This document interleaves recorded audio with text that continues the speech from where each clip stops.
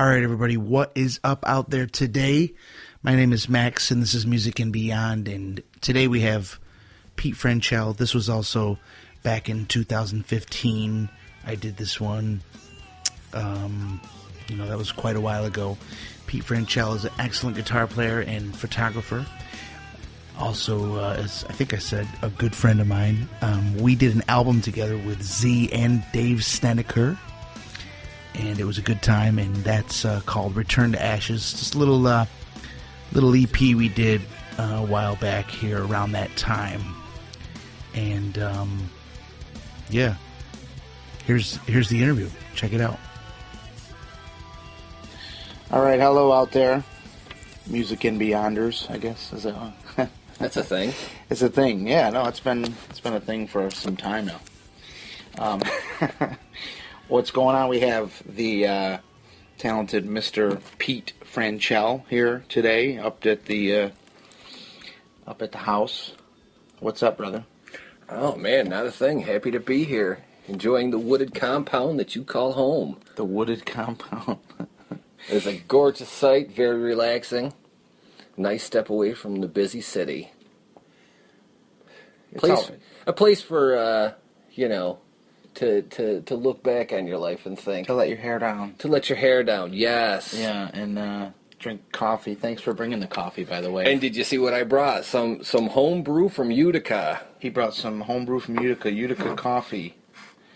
Some pumpkin spice. I was jokingly texting him and said, hey man, bring some pumpkin spice. That shit's out now. And he's like, I don't know what the fuck you're talking about. You know, the thing is I gave up coffee like we were talking earlier. I gave up drinking coffee and a lot of the other things because the last thing I need is to be a little more stimulated. But from what I hear, Utica coffee is like dynamite stuff. I've heard it's they do like everything right there in house, and I heard it was really good. And I'm like, well, I know my man Max likes coffee, so it's my last vice. I've known you for a while. You got lots of vices. He likes jumping off shit. Yeah. He likes making leaf piles and jumping off shit into it. I've seen it. Snow comes. He likes jumping off the side of the house. He has to do it. Yeah. No, but I do enjoy a good cup of coffee because honestly, you got to keep going. You know what I'm saying? You got to keep on. You got to keep keeping on. You know what I mean? Hey, everybody needs their outlet. Yeah. And if coffee is one of the worst of yours, that's not that bad. Well, I have the other one. I have the cigarette one. Which I don't smoke. I'm currently not smoking. Right, you're doing the e-cigarettes. I mean, look at. Speaking of which I hate. I think they're fucking horrible. They're the most horrible things ever. They choke you out. I think even more than a cigarette does. But, I don't know. It's just me, I guess. So what's happening, man? What's up with you? Nothing. Enjoying the summer and finishing up. The project that we've been working on, you, myself, Dave Snedeker, and Z, and I'm blown away with it. I know you talked about it in earlier interviews, and he's turning out to be an angry gentleman, Mr. Snedeker. Yeah, I think there's a lot of anger in him that luckily we don't have to see that much of. I'm afraid one of these days he's just going to lose it. He already has. Yeah, see, and I'm just Well, I told you. I mean, this stage of the. I mean, not that you guys don't know this, but I always talk about the whole. Once we get to where we are right now, which is most of it is recorded, and we're getting it all on paper, and the time it takes the album and all that stuff, it's just stressful, and people get upset, and there's deadlines for this, and there's. Then we're going to talk about, getting it mixed and doing all that stuff, and then, then getting artwork for it and putting it on. There's so much work. If you're going to do it right, there's so much work that has to be done. Yep. People start getting pissed off. Every single project ever, I think. But I think that's just the nature of it when you're doing it all yourself, but you're trying to keep that high level of professionalism. And I think you're right, and I think that's important for, people that haven't gone through this and maybe listen to this podcast to understand it doesn't end when you've written the song. Or when No. I put all my guitar parts down, I put my drum parts down. That's not the end of it. That's you're halfway down the road. There's still everything else involved. Even less than that. Especially because I would hope that we would go do the whole thing and put it on iTunes, Spotify, and all that stuff, and get it, make some copies of it. A few hundred, Yes. 100 copies or something like that. Have a party, tell everyone about it, get it online, make it thing about it, and I've told friends that weren't musicians, and they're like, oh, why aren't you in a band? Well, and this was for a few years, and I'd say, well, being in a band is like a 4-way marriage. You have to accommodate 4 people in this group. it's definitely like a marriage. It's the most difficult marriage too. So exactly, You gotta love it. You have to, and you know what? You've got to respect the people that you play with, which is why when this project started to develop, It was just you and I. It was right, and and I'm like, wow, it was. I had heard you in Autumn Fire. I had heard some of the CDs at Big Apple Music, and I was like, wow, that's a great singer. Who's that guy? No. And no, it's true. He's talking about somebody else. Yeah, right. Somebody with glasses. Some other good. Oh, Jesus Christ, with the glasses. He's obviously kidding. Yeah, of course. But heard that, and then it really wasn't doing a whole lot, but had noticed the dedication, and you can hear that in somebody's playing or their vocals or something like that. You can tell if somebody's really been dedicated to what they're doing.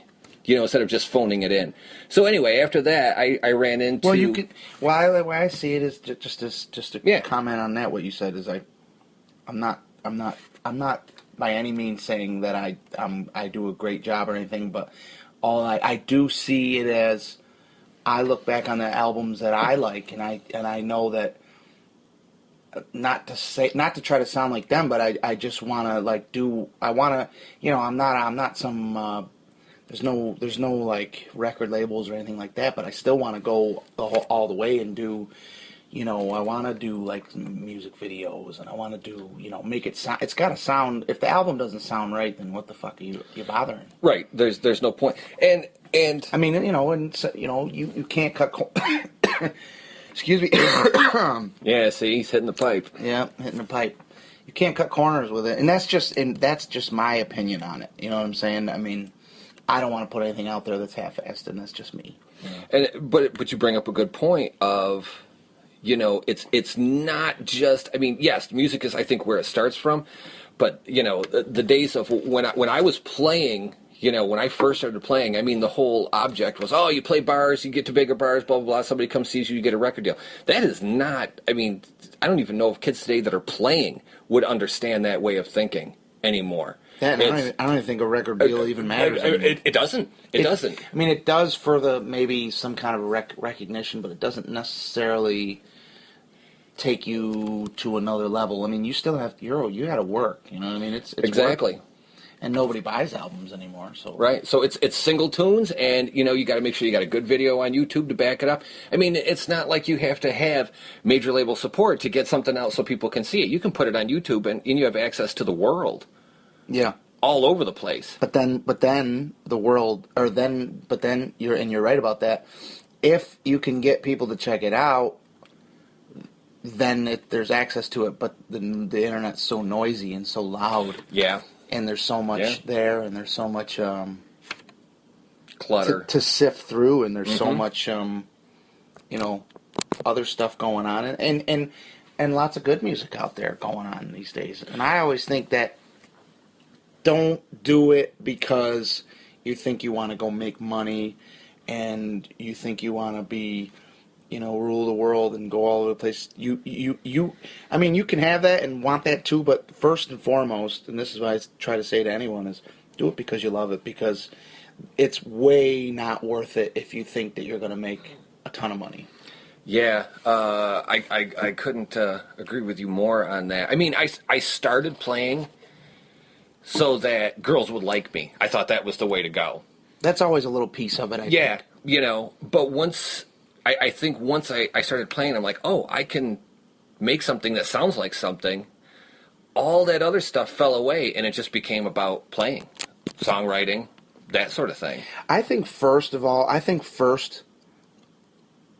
which we'll get to that too. I think first it's you want to do it because you see it and it looks fun and you enjoy obviously the sound of it, and then as you get like a little older in your later teens, then you notice that sometimes there's a little bit of girl attention, and then you kind of push it in that direction. But really, that isn't. Yeah, that's always something that is nice, of course. But I don't think that anyone did it specifically only for that reason. Right. And I'm sure right. that they do, but when they do, you can see that. Oh yeah, I mean? And it's and that's you see a lot of music fads fall because of that, because they're doing it for the wrong reasons. Wouldn't that be like 80s? Is it 80s heavy metal, man? They were saying that seemed like it was for just for chicks. Yeah, and when it came out, I thought it was fairly genuine. But then of course, and probably at first it was. Yeah, but after that, the copies come in. They say, "Oh, they're singing about this. Well, we'll sing about this." I mean, it was so blatant. But getting back to doing things for women, I tend to think we do everything for sex. I mean, that's why we have houses. That's why we have clothes. That's why we have cars. It's all for sex. It's the only reason I think we do anything is to attract the opposite sex. Think so? I do. That just took a 180 right there, bro. If it was not to attract the opposite sex, are you gonna turn the ringer off? Yeah, seriously. Was this? Yeah, right. I'll put that in the old back pocket. If it weren't for the opposite sex, dude, I'd live in a cardboard box. Well, I'll be honest with you. I wouldn't mind living in a just small one-level house with, one room is probably my kitchen, right, and living room, and then the other is my bedroom, and then maybe like a little studio room where I can at least have band practice. Right. Like I would be if it was just me, I would be actually fine with that. That's my point. It's not just me, but I think it's. I mean, that's not being sexist. I just think no, not at all. But I think in another sense, though, I think women try to when you're with or not even women, just whoever in a relationship. I feel like they want more for us, and it's a healthy thing in a lot of sense. Oh, I'm not in any way implying that women make me spend this and that. No. I spend it because, I want to. Hell, my wife makes more money than I do. Thank God, I would not be able to have anything if she didn't. But, that music career is going to take off. Yeah, whew, forget about it. Yeah, oh yeah. But if it weren't for, my feeling is, if it weren't for the desire to appeal to the opposite sex, I think the world might be a different place. Yeah. Why else do you have a nice car? Why else do you have nice clothes? I love it when these interviews take weird turns and you have no idea what's going on, but see, that's perfect. I'm glad I'm here for that. No, I'm with you on it, though. That's why you mow the lawn. Is so, Yeah, I don't give a fuck about mowing the lawn. Me neither. My wife mows the lawn. I don't care if you got a hayfield in the front yard and the backyard. I know. I mow the lawn here. But you know what? I do the laundry so my wife is happy. Yeah. I do my laundry, too, but...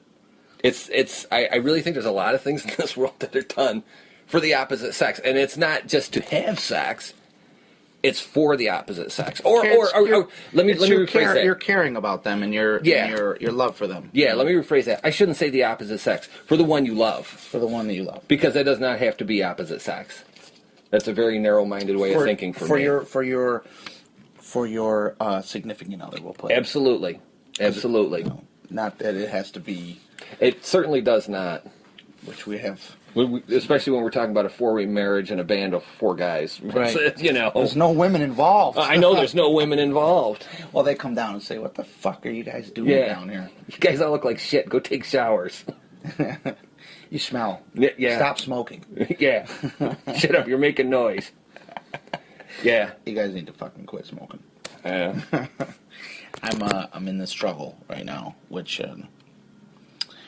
I had a real, not that this isn't about me today, but I had a real realization. I looked in the back seat and saw an empty pack, and I was just like, oh, I remember that.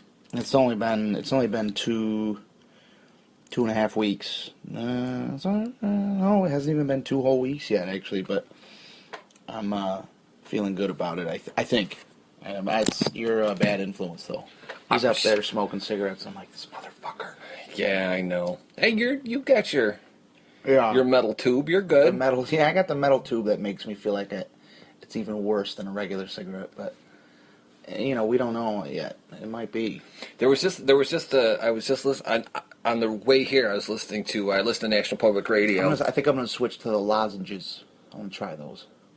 But they were talking about how these are much better. They're so much better for you than cigarettes. However, there's a new study out that said that it's more likely that if kids use those, because vaping is not regulated like the tobacco industry, so any kid can go in and buy those, just like they can go in and buy a soda.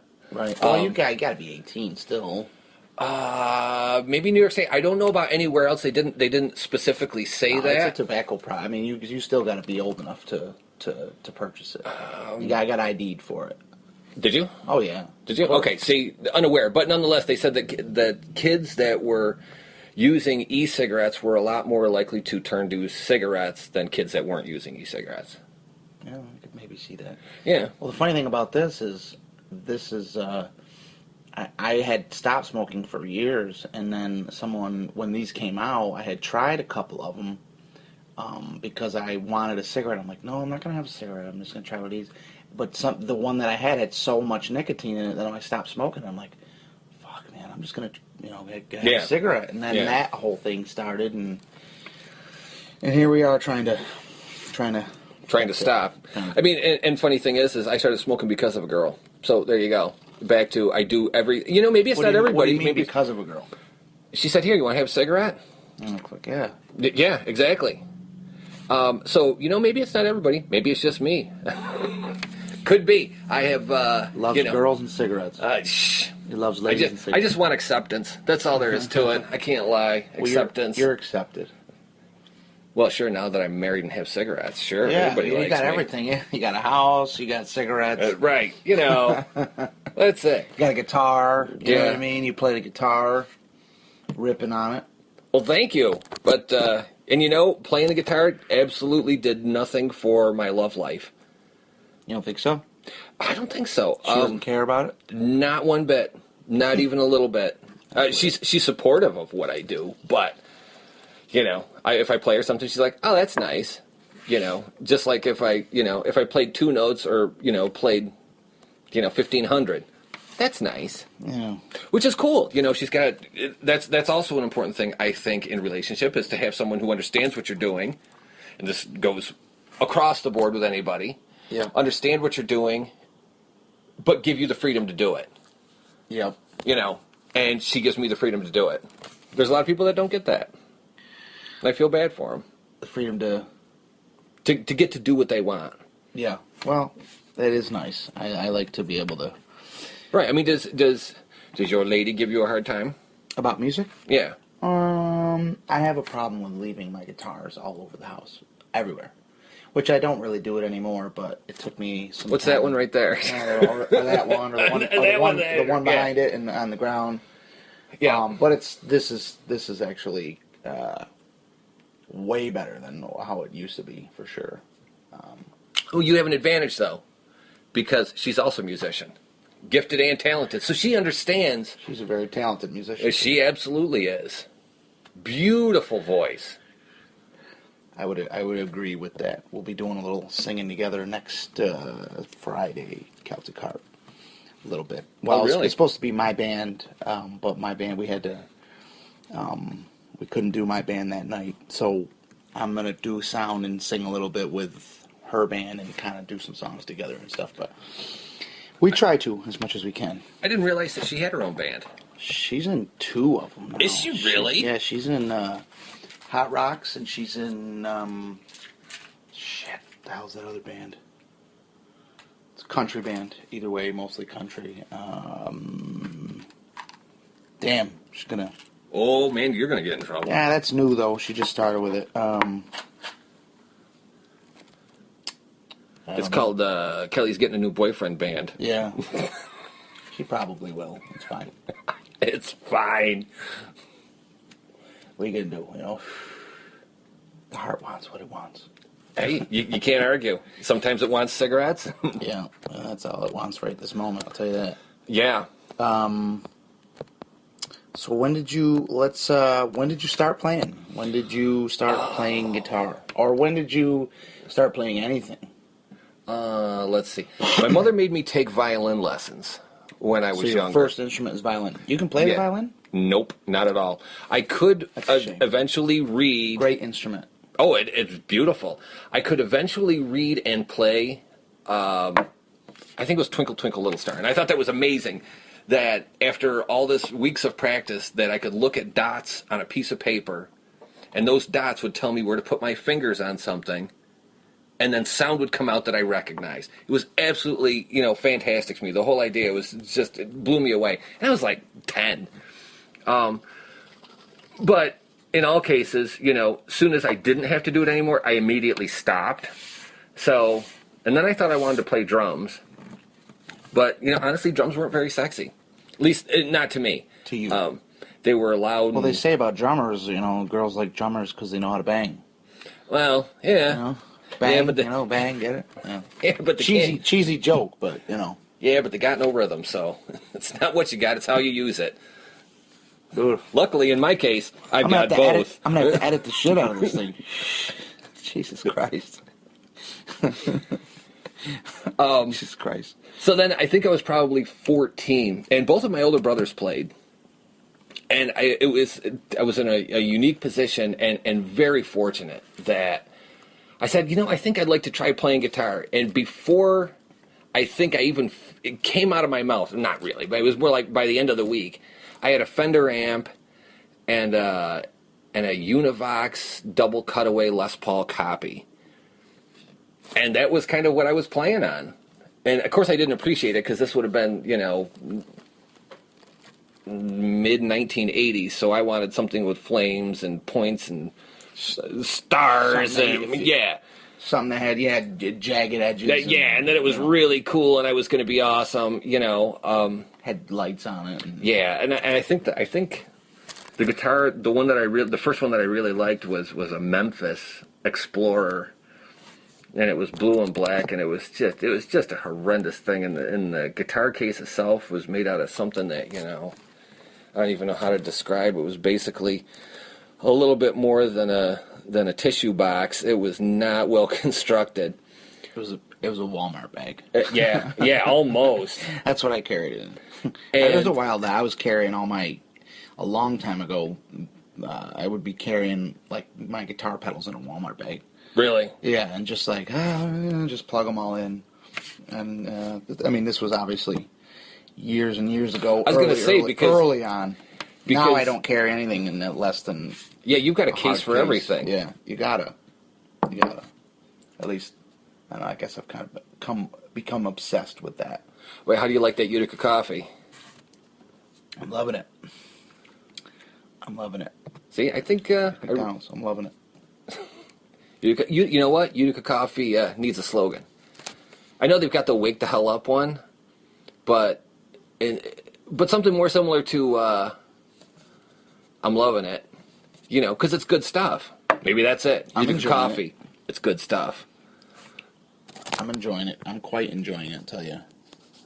See, that's why I've never had it, but I always hear everybody who drinks it is just, oh my God, it's so good and blah, blah, blah. Great. And you know what? I know Frank, the guy who owns the place. Great guy. So I'm so happy he's doing well. That's so anyway, cool. I'm sorry. Back to me. Now back to me. Now back to you. Yeah, let's talk more about me. Selfish bastard. Tell me about it. So it really, I was probably 14 when I'm like, wow, I could really, really like to do this. And then I saw Van Halen's Jump on MTV. I saw the video, and I'm like, wow, what's that? That dude looks cool, and I like the way that sounds. And that was it. From that point on, that everything I had done up to that shifted to, I just want to play music. That's it. So do you remember when you first... Like, you got Do you remember like when you first played in front of someone and it was like a cool experience, like a fun? Oh, I'm hoping that's going to happen soon. Oh, still haven't done that yet. Yeah, I'm still waiting for cool experiences. It seems like So it was Van Halen though that made you really want to play. it was. So you're a Van Halen fan. Then. I am. That was your band. It was, and a lot of the other '80s bands. I mean, but I was young at the time, and I was really into it. And I still like older Van Halen, even though now with the advent of YouTube and stuff like that, and you can see a lot of interviews with them. I'm like, wow, these guys are a bunch of fucking assholes. Holy shit, he's so fucking stupid. I can't even stand it. But I like the music he put out, And I got to interview David Lee Roth one time, and the guy was about as nice as you could possibly imagine to me on, during the interview. To you, though? He was the coolest guy. See, now that, to me, if I had done that, like I had the interview with the guy from, the guitar player from Nothing More. Right. And, it was a great interview. And in a way, I mean, you'd have to think that when you have these interviews with someone and they go really well, I mean, you think, well, that wouldn't make me like them more, but it really does. It's just because if they were like something about that, if they were shitty to you, no matter what, if you tried hard to not remember it or push it out of your memory, it's always going to be there, and you just remember like, oh fuck. Yeah, it would to me. It's hard to like. Yeah, it would completely have tainted my experience, and probably would have changed. Because I'm really petty. Are you? I am. So I can hold a grudge for decades. Easy. But, we're learning a lot. Yeah, this is, about you today. I know, you were talking about when Z was here and you guys were talking about, a therapy couch. There's one right there. Yeah, there's two. Yeah, the one on the left. You get the clipboard, I'll lie down and cry. How's that sound? So let's start with, what happened in your... So what did David Lee Roth say to you? Actually, I got him to say the line in Unchained to me. I said, "Come on, Dave, give me a break." And he said, "One break coming up." I mean, that's my favorite song in the world. That opening guitar riff in Unchained. And when the band comes in, hands down my favorite tune. See, now I feel like a jackass because I have no idea what you're talking about. Really? Well, I should be more of a... I like the band, but I don't... You don't know that one. Know them as much as, yeah. Well, there's a little breakdown in it, and throughout, from the time I could care about music and became a Van Halen fan, that was my favorite song. And then to have the guy who sang it say it to me, yeah, and that's really cool. And I recorded it too. You have that somewhere? Yeah, I've got it somewhere.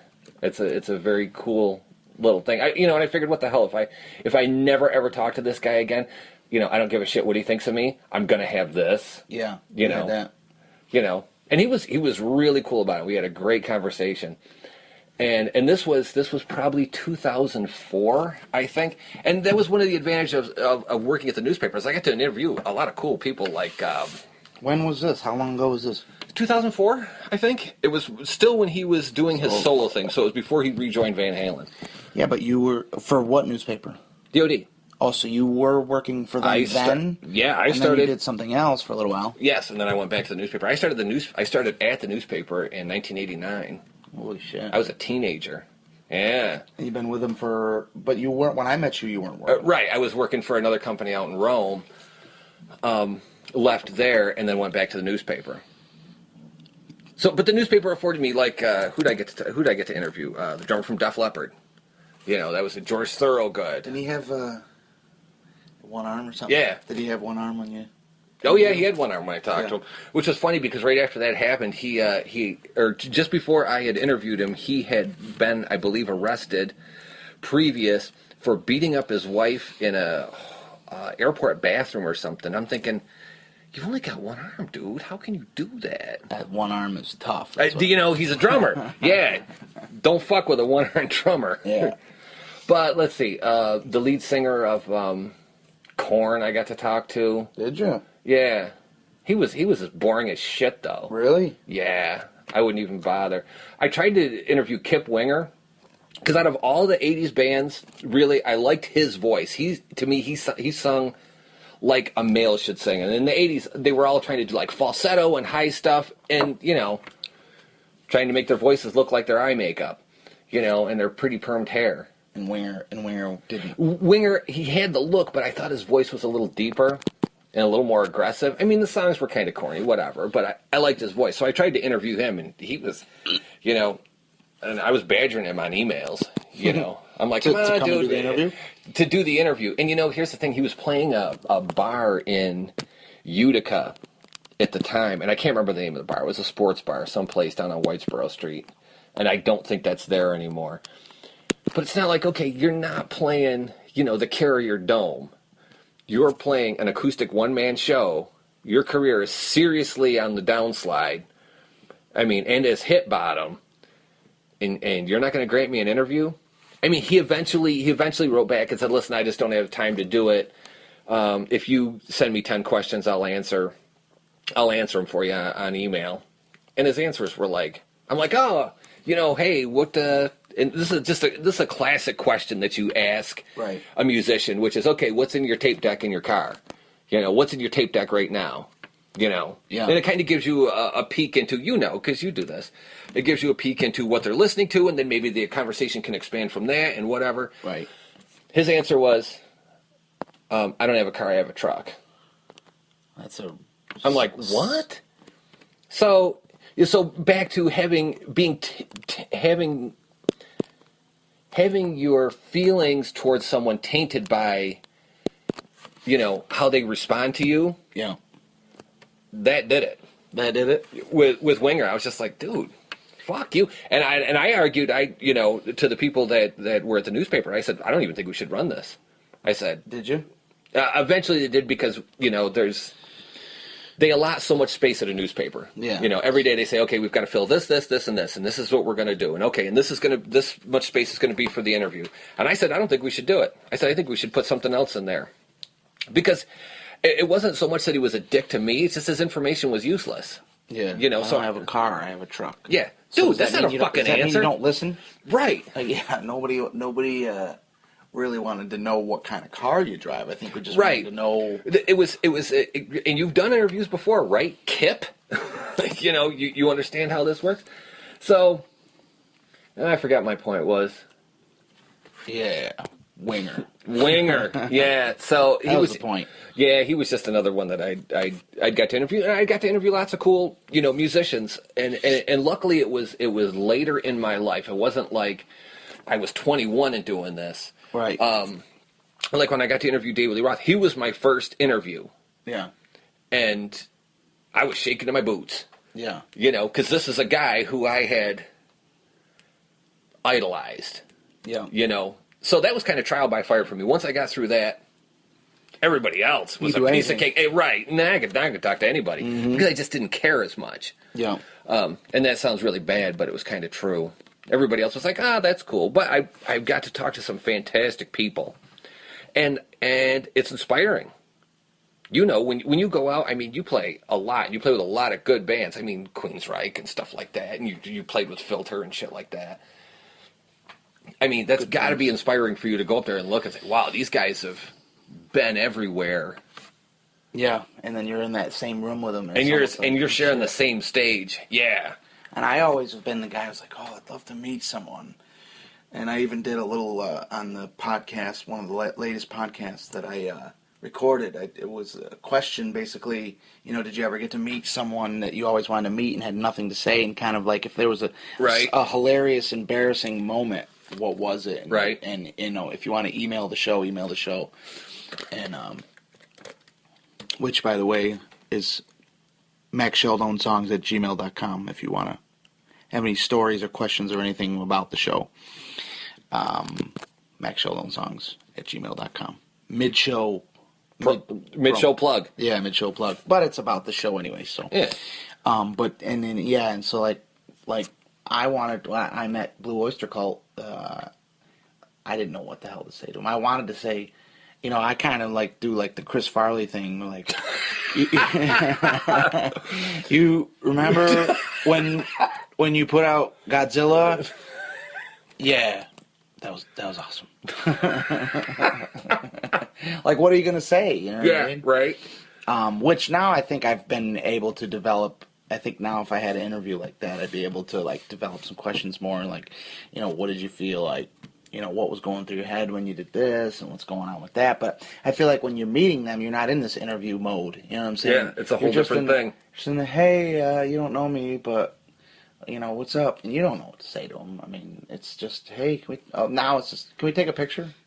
Yeah, So. it's. I think it's a tough switch to go from interview and fan. I don't know if you can be both. I've been lucky enough to write whenever I've got to interview somebody. I do not do it professionally at all. It's oh, do you like blue? I like blue too. Tee. The color? Yeah. What's your favorite color? What is your favorite color, Pete?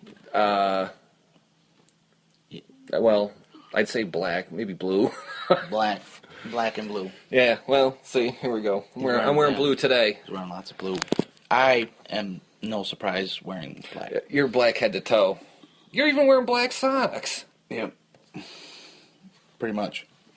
It's so much easier that way.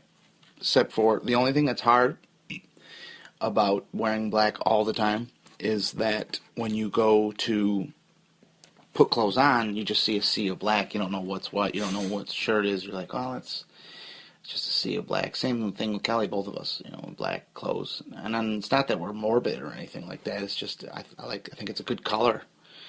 I think it's a good look. I don't know. Maybe that's just me. But anyways, technically speaking, black is the absence of color. Boom. Well, that's true. You're right. In spectral light, in an RGB scale. And white is all the colors. And white is all the colors.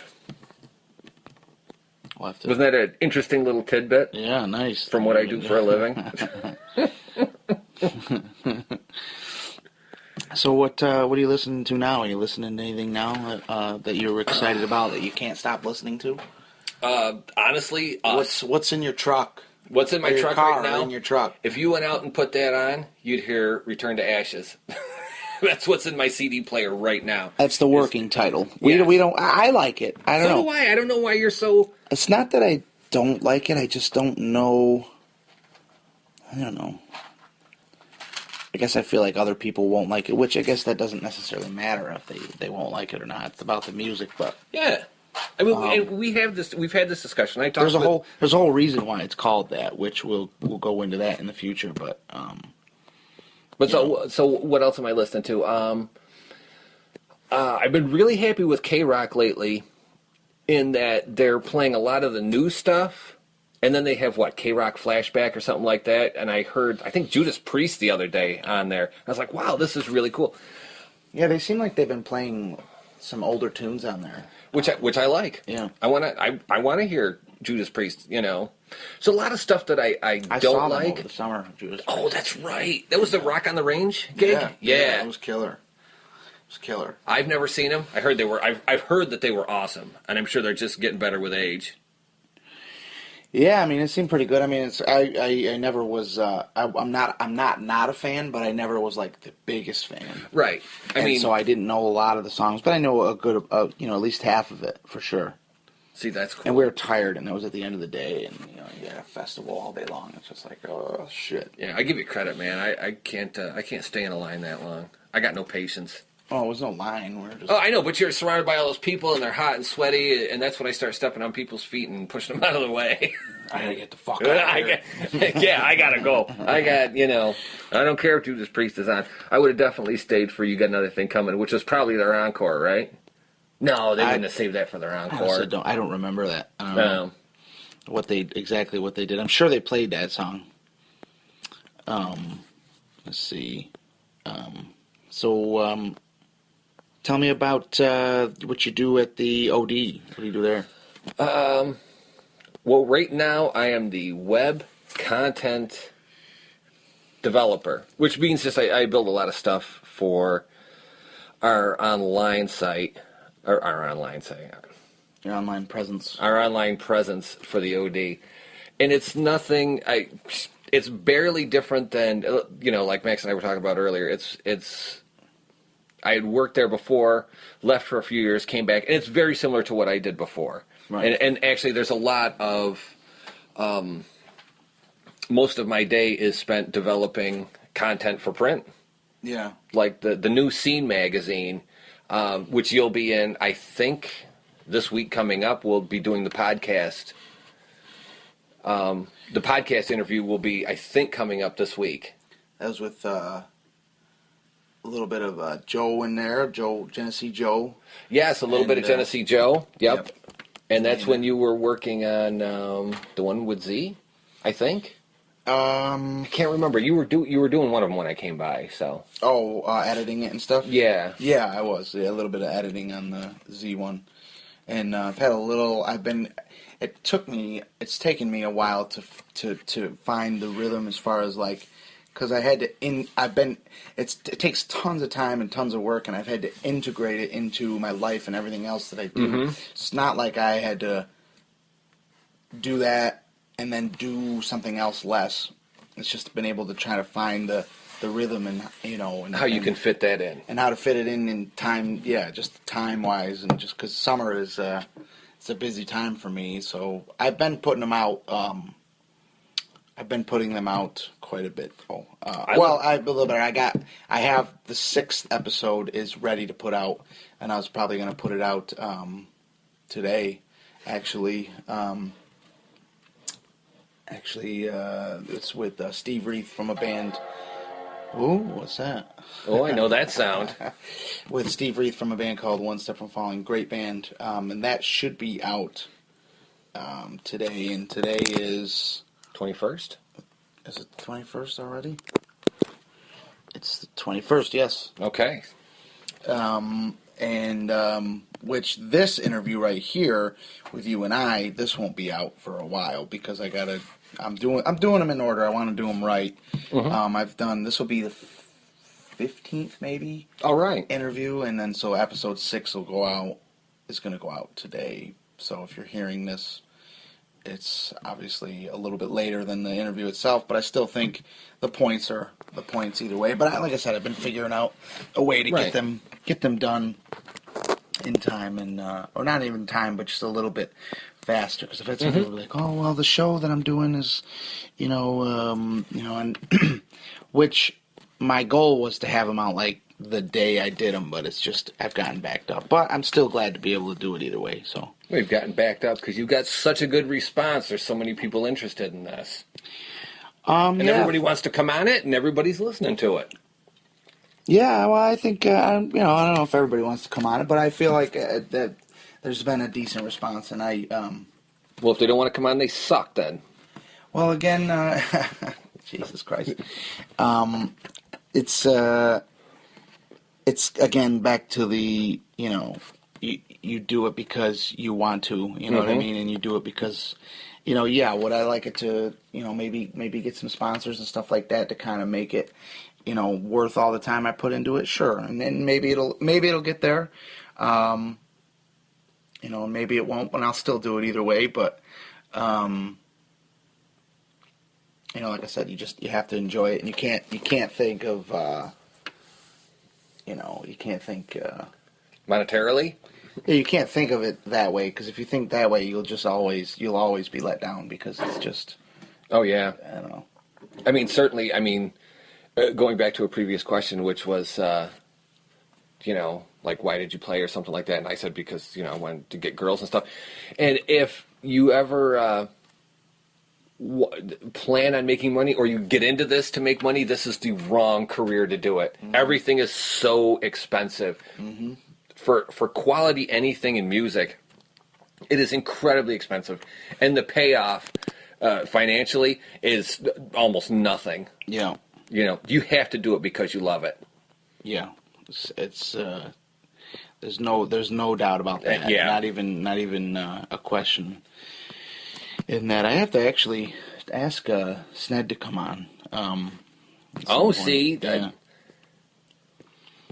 angry fellow. He stopped by last night. We were yes. Was he angry then? I can't remember. It just seems like he's been angry. He has been. Well, I think that doing this is stressful, and we all want it to be done at certain times, but you can't like it takes so much to download or to put each thing into a Right. waveform, send it over the internet, or put it on a drive and all that stuff. Like, it takes time. We're going to do that afterwards and give you a bunch of vocal tracks that I did and just go through it all and I think that the get what we quality have. though, and here's the highest praise I think I could give to this project is that if I wasn't involved, I'd listen to it anyway. That's good. That's good to hear.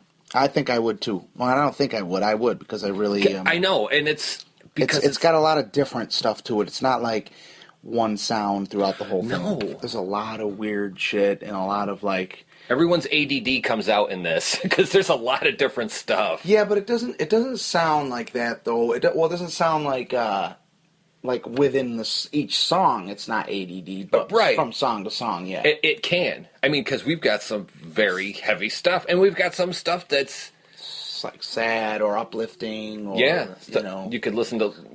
There's a story there. Yeah. Which also have to hopefully can start on this video, which which I've got more stories about for you. and just to let everybody know out there, this whole interview wasn't to plug our new project and album that we're working on, but if you would like to check it out, don't forget Facebook. It's Return to Ashes.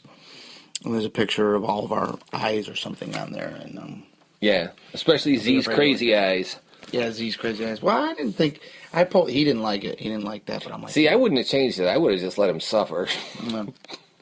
He's a good dude. He is a really good dude. He's excited about it. I know. So the meaner you can be to him, the funnier it is because he's just such a good guy. Well, I'm not mean to him, but that's not how I'm going to tell it. Yeah, Max had a picture of you, and he was drawing a dong on it and shit. Yeah, every picture's got a dong on it. Yes, listeners, if you could look around this house, there's dongs everywhere. Everywhere. Just dongs. Left and right. Yep. And there's some middle dongs, too. Yeah, speaking of which, I should have brought you a housewarming gift, like the golden dong from my house. Yeah, the part about me having dongs all over the house, that actually isn't true. But at Pete's house in the studio, there's a golden dong. It's like an award. It's just a golden. It's a public service award. It's a public service award. It's because he's a golden. He's a golden dick, and he won the award of the golden dick. And, hey, I do what I can for the community. Yeah, and, you got to give back every once in a while. That's absolutely and you get rewarded. Right. You know what I mean? Yes, indeed. The old golden dong. That's great. Let's see here. Let's see, what's my favorite religion? Okay, we can start with that. No, I don't want to get into any of that. I'm joking. I know Z said, he goes, I don't want to talk about politics or religion or something like that, and I'll talk about those. I'll never have any friends left, but... Yeah. I already think you're not doing too good with the... people with glasses? The subway thing. Jesus Christ. Yeah, he just looks so shifty. I may have to edit that out. I think you should. Yeah. Yeah. For your sake, not for mine. Yeah. So what... have you been recording any other people? Did you record? I have. I did a little bit for a band called Casanova Frankenstein, which is this really cool band out of Utica. They've got this macabre thing that's going on. It's like old blues mixed with the Munsters sort of thing, and I'm friends with their old drummer. And I guess he's not with them anymore, and still they were a great band. And whoever they get, I hope fits the bill. Great band, really interesting for a 3-piece. Just really interesting to listen to. And I'm recording a kid who's kind of a blues player, kind of a cross between Jimi Hendrix, Stevie Ray Vaughan, and Lou Reed. Oh shit! Yeah. So, and a young kid. Was that Frankie? Is that? No, this kid's name is Matt. Matt. I don't want to give out his last name because I think he's only 17, but he's a really good player. And if you're into the blues, well, it's all music. It's it's really cool stuff. So I'm working on that, but So the Frankenstein Casanova Frankenstein was a while back. I'm working on Matt right now, and then just our project really. That's where my focus is getting that all done. And you also do like video stuff for the OD, right? Oh yeah. Do videos. Commercials for Big Apple, stuff like that. Sometimes. Stuff like that. That's fun. If you ever get a chance to check those out on YouTube, those are always fun. Like the smashing the guitar one, or what we did to that CAD mic. Did you watch that CAD mic one? No, I'll have to. You should. We dunked it in water. Took a regular. It looks like a 58 with a CAD mic. Dunked it in some water, then ran it over it twice with my Jeep, and plugged it in, and it still worked. And it sounded better than the other two we were comparing it to. Really? I kid you not. Wow. I know. The thing like it popped. mics, I mean, those things will take a beating. Yeah, this was those mics. You look at them and like you could have an old one that scratches all over it, and it's like all dinged up. Like I have one that's all dented and dinged. I mean, they'll last forever. And they smell bad. Yeah, they smell like beer. But this was a CAD, and it was cheaper. You know what I'm saying? It's. I shouldn't. I don't mean quality wise. I mean, how much it costs. It's a cheaper mic. Or the price. The price of it is cheaper. The price. And it's just we dunked it in water, bobbed it up and down. And there's a video on there on YouTube. If you type in like Big Apple mic test or something, it'll come up, and you can see the mic, and it's funny. And Josh from Big Apple is testing it before and after, and it sounds amazing. So yeah, and I do graphic design stuff like that. And it's funny, a lot of people that I know that came from roughly the same kind of background I did, which is my age group, which is 40s, went from music into computers and technology. I don't know too many that went from music and went to be a doctor or went into some other thing. They're designers, they're photographers, they're artists, and they're all making a living at it. Which is so funny to me. It's a tough living, though. Oh, it's a tough living, no doubt. But it's almost impossible sometimes. You got to love it. Right. But I look at like Matt Osowski, great guitar player. Yes. And he is a phenomenal photographer. Yeah. I got to say that guy's got to be one of the best. I see his work. I work on, they have a magazine called Entree. And, I mean, I've got a BA in photography, so I know what good photos look like, and I know how hard they are to get, and you got to know your shit, and you got to know your gear, and you got to know aperture and your settings and blah blah blah, and depth of field, and what lens to use, which lens to use, and lighting and all that. I look at his work and I'm like, this guy's really good, and I know he's a hell of a guitar player too. He is a good guitar player. We're working on a video right now. I think it's my last thing I'm going to do for my solo album, or for the one solo album that I put out 3 fucking years ago or something like that. But either way, I had this one song that I always wanted to do a video for, and we remixed it, and Matt's, I'm working on that with Matt, and he's doing a great job with it. It's almost done. And, but yeah, I wasn't, again, making it about me, but just bringing up the whole... But you know what? In all the ones that I've heard and listened to, I never get a sense that you're making it about you. We're just tying it together, because I was gonna add this in too. It's part of what we're talking about. Yeah, how the community is, and I think there's a really cool music community here, and how everybody can tie together. I went and for the OD shot the band Sound Barrier, which are a cover band, and I've got a couple friends in the band. Went and shot them, did a video interview with them, and their drummer, I believe, was sick, so they had to get, I think it's Lenny Milano Jr. was playing drums for them that night, but he didn't have a kick drum mic. And this was, I think, last week on a Thursday night when Varick Street was hopping. And so the drummer says, Lenny Milano Jr. says, hey, Rocky Graz, can you run over and see if so-and-so can give me a mic? So Rocky goes across the street and comes back with a kick drum mic. And I'm thinking, this is just the coolest thing. Years ago, they would have been, fuck you, you ain't got a mic? Ha, you suck. You're shit out of luck. And that's not what it is now. We really should, this is, again, I keep bringing this up, but we really should, like, we're all kind of in this together, and we are. I think music, the business is changing a lot, and, there's no reason. Again, I mean, it's just like, obviously,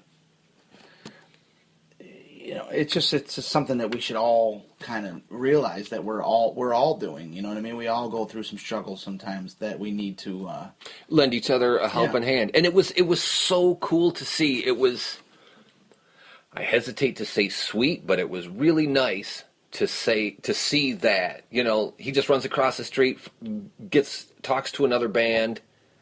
They give him a spare mic and come back when they could have just as easily said, "Nah, no way." And then what the other band would have been shit out of luck. So right. it was really cool. So when you say, "Oh, I don't want to make this about me," I don't get a sense that it is whatsoever. My sense is more, hey, we're all working together. Right. And just when you give your stories, those are, more so valuable than the ones that we're giving. I agree. And it's, See, it is all about you. I fucking knew it. Wait, what? We're pinched a little for time here, so I'm trying to I'm knocking two things out at once, which I never normally do, but now that I brought up that I'm putting out that other episode, now I actually have to do it. But yes, no, but I do definitely agree about that, and it's just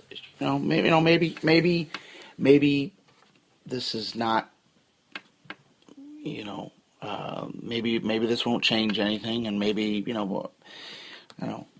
I was hoping maybe it would be funny and just like just something because I've always liked talk shows like Howard Stern and stuff like that, and I think this could be kind of a not trying to, I'm not saying be like Howard Stern, but just the fact that that he does music